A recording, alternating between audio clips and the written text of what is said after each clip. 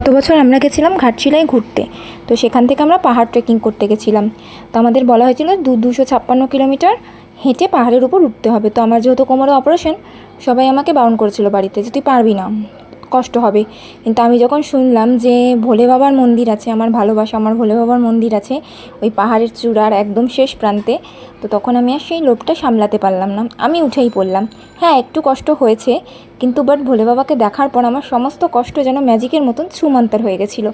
এই দেখতে পাচ্ছ সেই ভোলে বাবার মন্দির, আর এই হচ্ছে সেই ভোলে বাবা। তো যেহেতু এটা পাহাড়ের অনেক উঁচুতে থাকে, একদম শেষ প্রান্তে, সেই জন্য রোজ রোজ কারোর পক্ষে এসে পুজো করা পরিষ্কার করা সম্ভব হয় না। মাঝে সাঝে হয়তো কেউ আসে, এসে পুজো করে পরিষ্কার করে, তো তখনই হয়তো ভোলে বাবা পুজো পায়। আমরা আমরা ভুলে গেছিলাম, আমরা ভুল করে একটু জল ফুল আনতে ভুলে গেছিলাম। ওপরে ওঠার পর আমাদের মনে হয়েছে যে একটু জল আর ফুল আনতে পারতাম, তো তাহলে ভোলে বাবাকে একটু পুজো দিতে পারতাম। মনটা খারাপ হয়ে গেছে। তো ঠিক আছে, চলো নেক্সট টাইম আবার যখন যাব তখন মনে করে নিয়ে যাব সঙ্গে করে। তো আমার এত ভালো লাগলো, ভেতরটা এত নিরিবিলি শান্ত, দেখতে পাচ্ছ আশেপাশে কেউ কোথাও নেই, একদম শান্ত, মানে আমি আমার পরিবার ছিলাম শুধু।